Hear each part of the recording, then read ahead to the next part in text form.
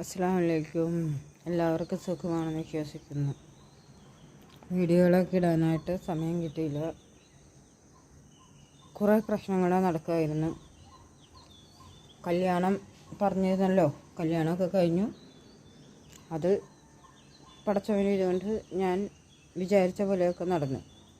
പക്ഷെ പാളിച്ച വന്നതെല്ലാം എൻ്റെ ജീവിതത്തിൽ.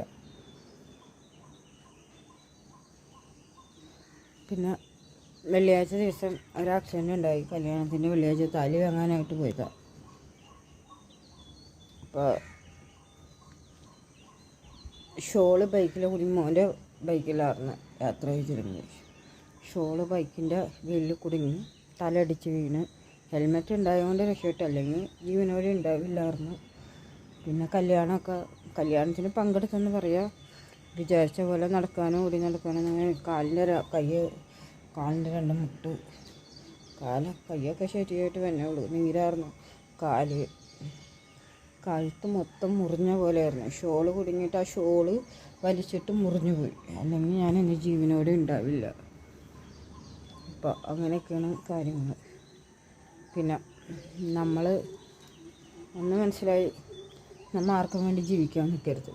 നമ്മൾ നമ്മുടേതായ കാര്യങ്ങൾ എത്ര ആയാലും നമുക്കെല്ലാവരും ഉണ്ടെന്ന് പറഞ്ഞാൽ ചിലപ്പോൾ ഒരു വീഴ്ചയിൽ നമ്മൾ മാത്രമേ ഉണ്ടാവുള്ളൂ. അത് ഞാൻ പഠിച്ച പാഠമാണ്. പിന്നെ നമ്മൾ ഒരു തെറ്റും ചെയ്തിട്ടില്ലെന്ന് 100% ബോധ്യമാണെങ്കിൽ നാളെ അത് എല്ലാവരും കാണിച്ചിരിക്കും റബ്ബ്. തെറ്റ് ചെയ്യാതെ ശിക്ഷ ഒരുപാട് അനുഭവിച്ചിട്ടുണ്ട്. പക്ഷെ അത് നമുക്ക് വേണ്ടപ്പെട്ടവരിൽ നിന്നാണെങ്കിൽ നമുക്ക് ഒത്തിരി വേദന തോന്നും. പിന്നെ അതൊന്നും എനിക്ക് വിഷയമില്ല. എന്തായാലും ഒത്തിരി വർഷങ്ങളായിട്ട് ഞാൻ ഹോം നേഴ്സും ഇതിനൊക്കെ ജോലി ചെയ്ത് തന്നെ ഞാൻ ജീവിച്ചത്. കാരണം ആരെല്ലാം കൂടെ ഉണ്ടെങ്കിലും ഞാൻ ജീവിക്കുന്നത് ഞാൻ സ്വയം ജോലി ചെയ്ത് തന്നെ. മക്കളായാലും വീട്ടുകാരായാലും ആരായാലും പല പ്രശ്നങ്ങളും പെട്ടെന്നാണ്. നമുക്കൊരു പ്രശ്നം ഓർക്കപ്പുറത്ത് വന്ന് കയറുമ്പോൾ നമുക്ക് ജീവിതത്തോടുകൂടെ തന്നെ മടുപ്പ് തോന്നുന്ന ഒരു സമയമുണ്ട്. പക്ഷേ എല്ലാവർക്കും വേണ്ടി നമ്മൾ ഓരോന്നിനെ ഓടി നടന്ന് പെട്ടെന്ന് എല്ലാവരുടെ കുറ്റം മാത്രം ഏറ്റുവാങ്ങേണ്ട ഒരവസ്ഥ, അത് വളരെ സങ്കടമാണ്. എല്ലാവരുടെ മുമ്പിൽ ഒറ്റപ്പെടുന്ന ഒരവസ്ഥ. പക്ഷേ ഞാനൊരു കാര്യം, അങ്ങനെ ഒരു അവസ്ഥയിൽ ഞാൻ അവിടെ നിന്ന് പിന്മാറും. പക്ഷെ അത് കേൾക്കാൻ എന്തായാലും കേട്ടു. പിന്നെ എല്ലാം ഭംഗിയായിട്ട് ഞാൻ നടത്തി. പിന്നെ അവിടെ എന്ത് തെറ്റുകുറ്റങ്ങളുണ്ടായിട്ടുണ്ടോ അത് റബ്ബിനറിയാം.